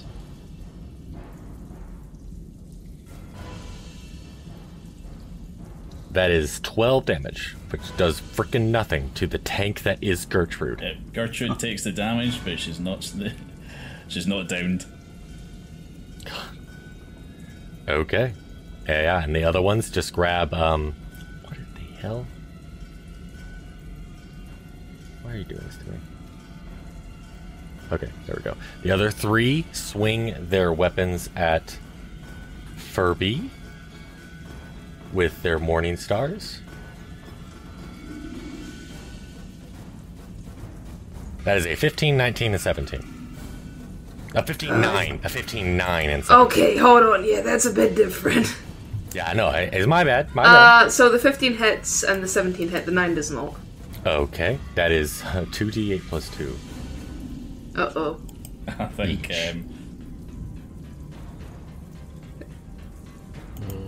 that is that's 19 damage. Oh, I live. Is that from one of them, Barely. though? That's from both. That's both together. Oh, thank God. That's both together. Is 19 damage. As you're just recovering from the first hit, the other one comes around and clocks you on the other side. Furby's not doing too good, guys. Furby is not I'll doing be too good. fine. yeah, Furby will be fine. Why And that- too wild shaped? Because I had a cool sword and I haven't got to use it or the funky hands yet. What is going on with the turn order? I don't know. I can only see the bugbears. Yes, now it is Gertrude's turn. Gertrude, what are you doing? Alright, Gertrude's going to just shake off the javelin hits that she took, and going to try and see if we can protect old Furbolg here. So let's get ourselves in front of Furbolg. I think that's in front of theirs. Yeah, you know, Okay. on top of Furbolg. There we go. We'll do that. There we go. Alright, and she's just going to start her barrage of attacks against this chap here, the one right in front of her. The closest one to Furbolg. She's going to fire out a punch, which hits for 12, which is crap. Yeah, so Yeah. she doesn't hit with that one, but she can bring it back with her frenzied strike. Okay. Roll for that. That is a nat 1. And that's a For nat the one. Yeah, frenzy she's strike. not doing well for this first attack here. Those javelins confused her a little bit, it seems. So she comes up, she gets in front of Furbolg and sort of just slaps wildly in front of her. Obviously, Well, no. extremely concerned with Gertrude's health. She- Gertrude is so embarrassed by the first one, she pretends that she was actually trying to swat a fly, so she's like clapping, like, "Oh God, fucking gnat! Lot of gnats in here." yeah, and that fails. Nah. Yeah. Yeah, Either so way, unhappy with that. I think that's her turn ended. it is. But I will say, with a nat 1 though, they're gonna get an opportunity attack, and he's gonna swing that Morning Star. It's just only fair with a nat 1. And that's a 16, so it does not hit because I know you have is it 18 or 19 AC? Gertrude's on 18. Yeah, so yeah, that didn't even get close. So he tries to swing at it when he laughs at you trying to swing again and miss yet again, and he swings on in, and you still expertly dodge out of the way. It is now Vine's turn. Vine, what are you doing? Cartman. I'm here. Okay, what are you doing? It's your turn. Yeah, I'm still going to attack. I mean, yeah, Well, it is a fight. Okay. that is the way forward. Well, wow, you know, Matt, I will say I can't help but every day congratulate you and thank you for bringing Cartman into our audio drama. We're supposed to be saying things to people at home for audio's sake. And so I just attack as a response for D&D. So yeah, just And then I just kill everything attack. and we win. We kill the thing and we win. The arrow flies through and just kills the bad guy. What his name is, we don't know. It doesn't matter. We win. So go ahead and attack, I guess, Cartman. I shall. Can I ask I shall with what press weapon? one button. Or how you do it? Yeah, no, but all seriously, actually, no, I want to play it serious. So I want to actually attack the first of the bugbears because I should be able to then do Horde Breaker, which attacks multiple. So within 5 feet, something like that. So I'll be able to should hit all 3 of them right in front of Gertrude.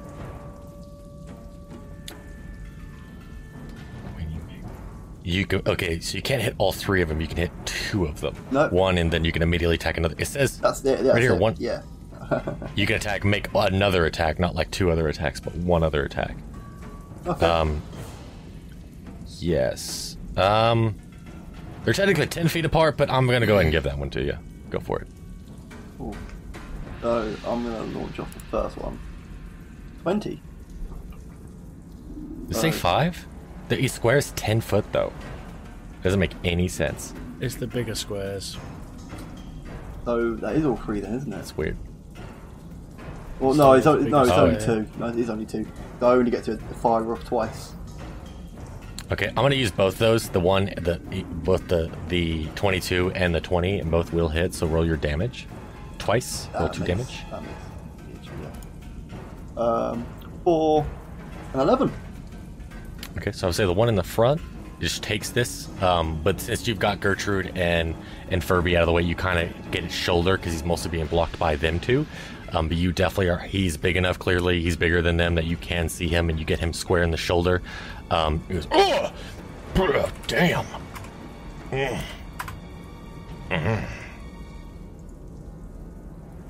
I kind of like that. Anyway, the other one takes it square in the chest and goes, "Oh God, I don't like that. Damn. Oh, fucking hell." Not so fun when it's you, huh? God. Donovan, what are you doing? Am I still stealth? Yeah, I'll give you that. I want to move into the room as quiet as possible. Okay, no. Okay, so no, you're gonna have to roll stealth. If that's what you're gonna do. Technically, he might be able to, like, because... Okay, so you're telling me a bird just fired arrows out of a doorway, I don't mind and so just they're not walking gonna in. notice a guy that's like crouched underneath them, like da-na-na-na, and just like lightly tiptoeing away. You know, it's like, yeah, I think they're just 27. There you go. He's one sneaky bunny. to do what you're doing there. Do exactly what you just told me you're gonna do. Do you really want to do that? Do you really want to do that?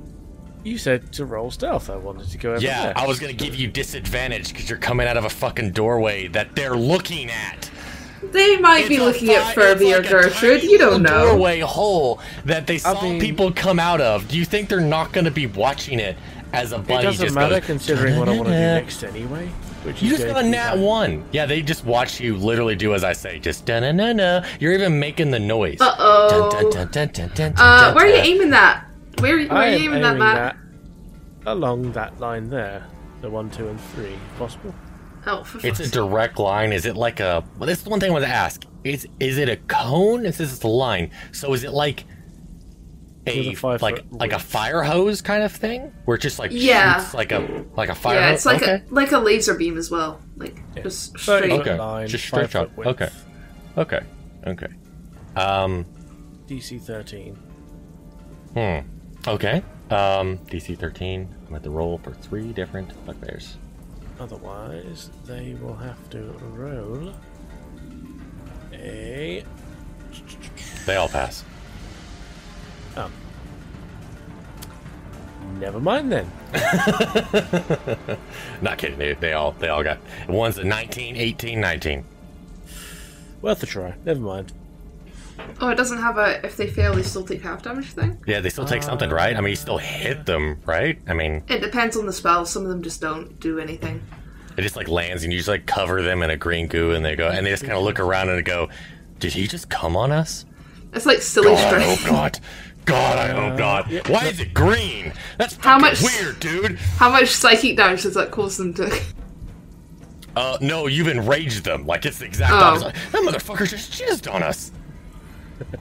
And he has 30-foot range, too. Like, what? Like, okay, Like first, shooting ropes, impressive that it hit 30 feet away. First, impressive. Second, Okay, what the yeah. fuck, dude? No damage if they dodge it. Okay. And they're not covered in alcohol. Like, It was you worth could a try. You could fucking keep your cum in your pants, dude. God. Like, this is like, In your face. You might Want to make a few dietary changes, Don't forget, buddy. it comes out of a rabid weasel too, so you know. Oh, that's a whole that's another nasty kind of thing. Right, whose turn is after? Are you doing anything else though? You got a bonus action. I mean, can I just roll stealth again? no. Then no. You'll Okay. get disadvantage. I'll let you do it. You're gonna get disadvantage because they just watched you jizz 30 feet away, and then you're just like right back to crouch. I mean, I still have a little bit of movement. there is a mechanic we always forget about called cover. Yeah, I was gonna say, can I still just move just that last little bit? And, So and you you- know what? They're just gonna If you casually watch you like back up and just like go back around the corner, and then one of the guys like, we know you're still back there, even if we can't see you. They don't. No, they don't. 21 Ninja. as The other one disadvantage. behind you's like, I mean, I don't see him. That means he's not here anymore. Must means he's not Secretly, here. I'm just under the What, bed. buddy? I'm just taking the blanket I don't and I'm holding fucking it know. I don't fucking know. You're like, like in your back there chastising your weasel. Like, what the fuck, dude? Why'd you just jizz on all the fucking bugbears? Weasel's obviously going. I don't think you. All right. Okay, Donovan. Now that yours is done, Addison, what are you doing? Addison's going to just kind of saunter on in here right next to Furbog. I am going to attempt to do this, but I'm going to try to take out this one, and this one with Magic Missile. I don't know. I feel like Thunder Wave would be such a better move. In my opinion, I'm gratefully respecting Furbog's wishes to not use it to alert others. No, I mean that was just a suggestion. I mean, I feel like as a DM, I feel like it would be a really good choice to go ahead and just do that instead. Because would you like me to? Will survive. Will clearly survive. Yep. Nope. yeah. We're all full health here. Nope. No damage. Don't know what that is. Clearly, they'll all survive. It's no big deal. So yeah, go for it. Yeah, just as a DM suggestion, go for it. Yeah. No, I'm gonna gratefully respect Furbog's decision to not use Thunderwave. Oh, am I glad I said that? Yeah, I debated using that, but no, I'm gonna use Magic Missile instead. I can just imagine Addison like walking in being very pissed off that she can't do Thunderwave. I'm walking in. Guess I won't do Thunderwave now. Because kind of what it sounds like. I'm walking in, dragging my feet, head down, drudging, kind of whimpering. I see the arrows judging distance on the map, and I'm Don't loving worry about it. I'm loving it. Don't worry Please about it. continue. All right, sorry, Josh, continue. I was done. Oh, yeah, he's really upset. Like, well, I guess I won't do Thunderwave. No, I'm gonna.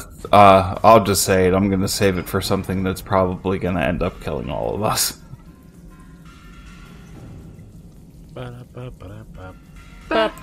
Furby. Surprise! So Furby's a bit hurt, but that's never stopped him before, right? So I'm pretty sure. Hang on, let me just check one last calculation here. I think I was pretty sure I could use Wild Shape as a bonus action, but I'm gonna double check that just in case. I don't think so, but go ahead. I think it's a Circle of the Moondred. The only reason I would say that It is. it's a bonus action. How fast can Circle you of the- transform? Yeah, exactly. It's Circle of the Moon Druid only. That's why we miss out on some Druid spells. Because the length of a turn, like It's just 6 the act of seconds. Yeah. and the act of transforming, like you'd have to blink into a new thing to have enough time to do another action. Like I just don't. And hey, if it's what it says, you can. It doesn't make sense statistically. So Okay, so Furby's gonna... First of all, he's gonna use his action to stab this guy, or at least attempt to stab this guy with the flaming sword again. Because that went so well last time. that's a nat Fucking one. hell, that's a nat 1. Nope, even with a 6, it's a 7. He's gonna miss that, dismiss the flame blade, and then he's gonna shift into Spider King form. Gaining Okay, so I'm gonna 44 hit points. no. I don't know how. I'm gonna say as a nat 1 though. It doesn't. That was for set- stabbing him. That wasn't. Yeah, I don't but roll there's for the always wild gonna shape. there's always gonna be a consequence when you get a nat 1. I was even thinking in my head, if you tried to just generally attack and get a nat 1, he was gonna do a opportunity attack. Lucky you're not dead at this point though. I mean, I'm do just death being saves. conscious. Yeah, you'd be unconscious. I would say do death saves. You'd be having to do death Right saves on. for a bit. But no, you don't do the wild shape this turn. Doesn't mean you can't. But I mean, like you try to do it, but I don't know. Try to swing the flaming sword. It kind of whiffs you just a little bit. You're a little obviously hurt too. You're probably bleeding a little bit. You're getting a little woozy, and you're like, "Oh, turn into wild shape now," and you don't. Okay. You're just like, "Huh," and just nothing happens. Okay, sure. But that's it. That's it. You're not hurt. I'm not going to move because if I move I get opportunity attacked, but I'm probably going to attack when it's the Bugbear's turn next anyway, so... No, because I'm that mean. You didn't do wild shape. I will let you do it. I will let you move. I'll let you move. Oh, with As a no benevolent. opportunity attack? Shut Sweet. up, Matt. Matt's putting salty in the chat like I'm a salty bitch. No, don't even. Do we need to Yeah, do a I'm going to backtrack? get my butt out of here then, because I cannot... I need to be able to wild shape or heal or something. Yes, Josh did.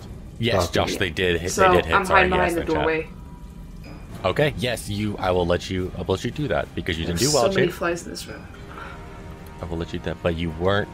But you did stumble out of the way. I guess maybe the bugbear was kind of perplexed at what you were trying to do, and you're like wild shape, and you made a pose like you were a Power Ranger, like let's go, and nothing happened, and then you just kind of stumble away, and he goes, okay, scratches his head, and goes on. It is now the bugbear's turn, and his bugbear very confused at watching Kirby just like come in, try to hit the sword, miss, do a weird pose, and then scamper off, goes okay, and attacks the dwarf that's next to him. And so that is where were we at? Hold on a second before I start. Oh, we got okay a little bit. Anyway, he's gonna swing.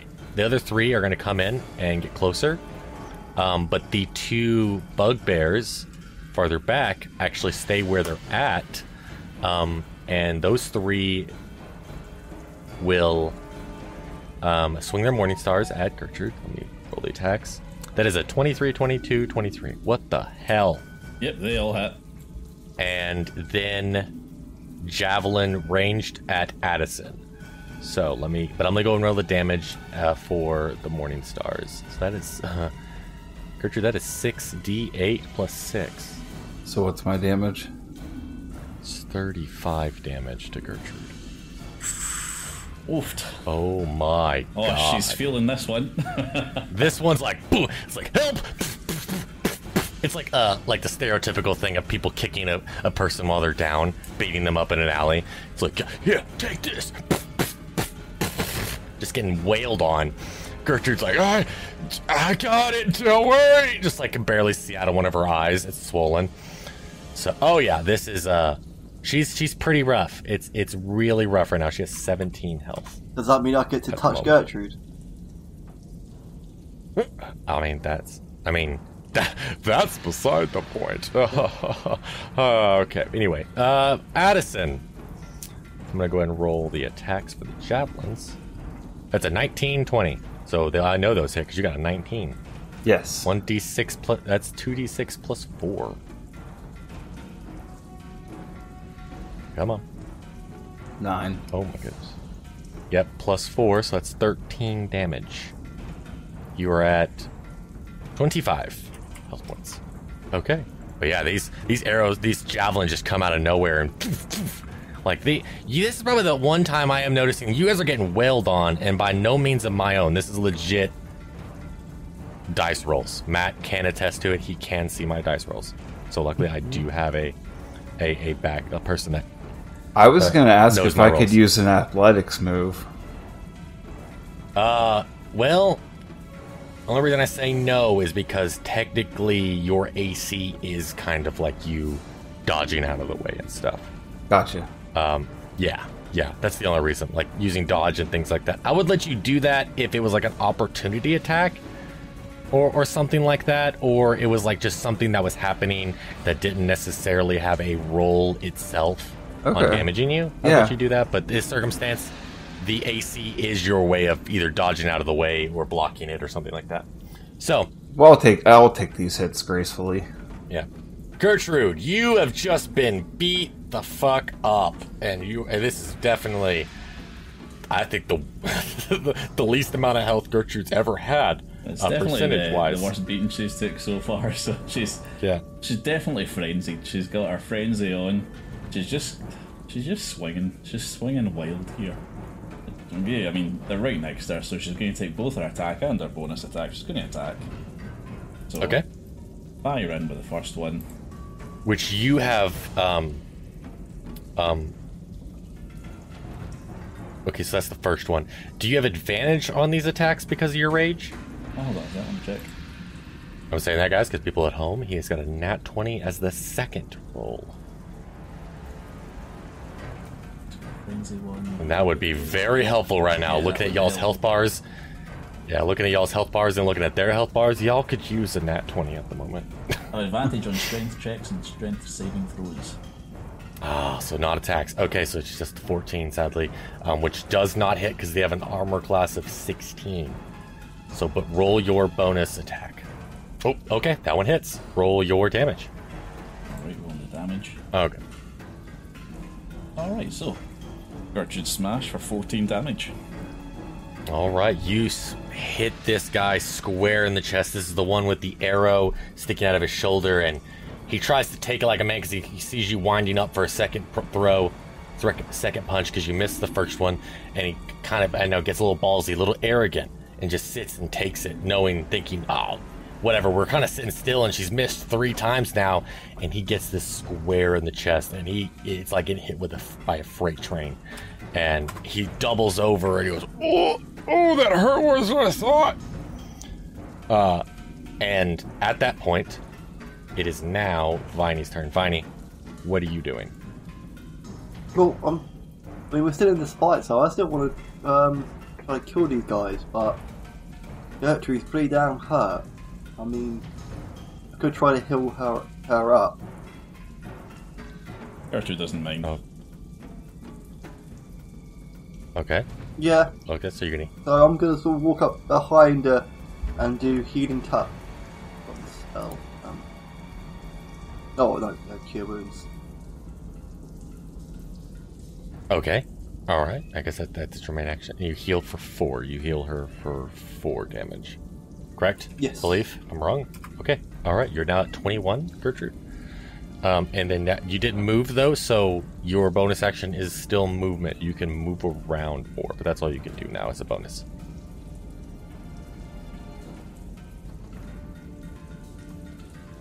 Oof. Cat? It's my cat. Not your cat? Oh. It's mine. Which one? Kittens Oh, or- it's Noki. It's one of the... We only have one kitten now. Oh. Yeah, Aw. we kept him. Noki, our little boy, one. And the other ones went to families. So one's our next door neighbor, so we get to see him every once in a while. But the other ones went to families from our church and stuff like that. So either way, on to Viney's movement. Are you done? Are you not going to move? Are you going to stay where you're at? What are you going to do? Yeah, well I can't do an attack because that was my main move, wasn't it?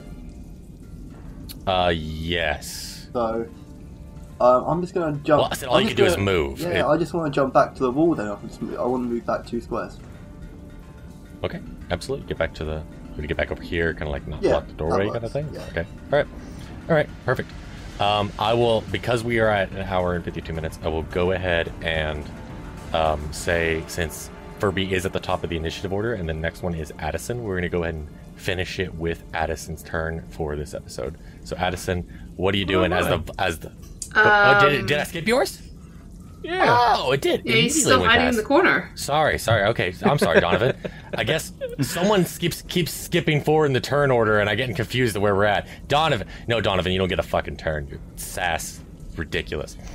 Anyway, okay, Donovan, what are you gonna do? I would like to use my short bow.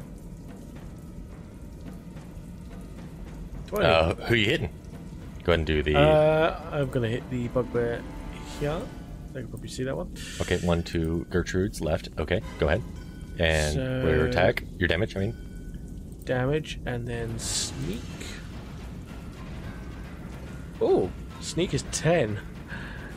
Piercing of 5, so it's 15. did you succeed in your disengage? Hold on, In my stealth? Disengage? Yes. Yeah. There's a 27. it was okay. Yep, I did. Yeah. Okay, so yeah, you get to 15. I'm gonna say as close as that is to that. No, he's got 1 health left. He's got 1 health. This guy was not expecting that, which is weird considering I just watched you do a 30-foot-long Diz stream a second ago, and apparently was not expecting an arrow to come forth. And he's like, "Oh, motherfucker!" Now, It's right next to the arrow that's sticking out of his chest that Viney planted there. do I need to roll stealth again, or do I not? No, I'm gonna say you're still in it. He's the only one that got hit. The other ones, though, it affected all of them, I would say. In which case, I'd like to use my bonus action of steady aim on probably this one down here, which would give me advantage on the next turn Oh, okay. against it. Okay, yeah. So, yeah, you're just lining up your next shot for your next turn. Perfect. I'll Go ahead and write put a that mark down. on it. Because that's, we're going to end this after Addison's turn. So anybody, if you have anything you want to do and you don't want to forget about it, go ahead and write it down so that we'll pick it right back up on next episode. But Addison, what are you doing as a final hurrah? Alright, here it comes. I am fucking sick of fucking around with these people. And they need to go. Guess what's coming? Do it. Are you ready? Here comes Thunderwave. Uh-oh. Wait, what's the, give me a second. What's the distance for Thunderwave? 15 feet. So that means Furby is within the... Unless you move forward one. No, we don't meta game here. Alright, this will be a really interesting way to end it. Furby, Gertrude, Vine, and Furby, roll your Constitution saving throw. Oh dear God. Yeah, Gertrude's fine. She got an 18. Nat 20. Good. This is gonna be a bad thing. Oh, Ooh. barely. But here's the thing. They take half damage if they save, right? Yeah. So that means that it's it's still enough that as you do this from behind behind the wall, it was like a final thing. You hear Furby scream in agony, and out of the doorway you can see him fall and slump to the ground, and he is on his death saving throws because he is at 0 health points. Oh, sorry, And Furbog. You have killed. I'm gonna say, actually, I'm gonna go ahead and take all of them. You've killed that one, and you've killed that Hey, one. Took. Is there anything bad within, was it 300 feet or some bullshit? Oh yeah. Yeah. God damn it, Josh. Did I kill Furbog? You knocked me out, and You- you summoned every bad thing in a 2-mile radius. She's on, but here's also a a interesting fact because you're in a cave. All right. So I want you to think about this too, though. As you do this, the walls vibrate. Yep, that was the other reason we didn't want to do that. And from the roof comes lots of bits of gravel as bits of rubble start to tumble down from the ceiling and then you could hear a crash in the distance as clearly cave passageways are crumbling and caving in on themselves. And so now clearly this is this is now you're on thin ice in this cave as it's crumbling around you. And that's where we end it for this episode. Are you looking for a D&D podcast with a dark side? Something more like Game of Thrones and less like Monty Python? Tale of the Manticore is part dark fantasy audio drama, part solo D&D RPG. There's no plot armor here. The dice make all the important decisions. Join me as I resurrect the excitement, wonder, and emotion of old school D&D. Made for a mature audience, Tale of the Manticore is both a fiction and a game. It's the story where chaos rolls. Hello, I am Matt, the editor of A Pint of Cthulhu. If you enjoy these episodes and wish to hear more, why not support us over on Ko-fi at A Pint of Cthulhu. Thank you very much, and enjoy the pint. Hey there, my name is Soren. You can also find me at SorenJ on Twitch, and at Daily Dingus and Pick of Cthulhu on Tumblr, where we'll occasionally post art about the campaign. Hello, I am Ethan. If you guys want to find me outside of the podcast, I am actually a Twitch streamer by trade. I play a variety of games on Twitch. I'm the Red Toucan, but I also upload all of those to YouTube as well, Red Toucan there, and to TikTok, Red Toucan as well. Hello there, ladies and gentlemen. I go by Captain Hero Man, and you can find me playing video games on Twitch. Hi, my name's Josh. You can find all of my links at linktree/JoshB66. That's linktr.ee/JoshB66. Thank you. Thank you very much to Sirenscape for providing most of the sounds you hear in this episode. You can also find us on Twitter at A Pint of Cthulhu. That's at A Pint of Cthulhu. You can also give us a review on your podcast app of choice. Thank you very much, and goodbye.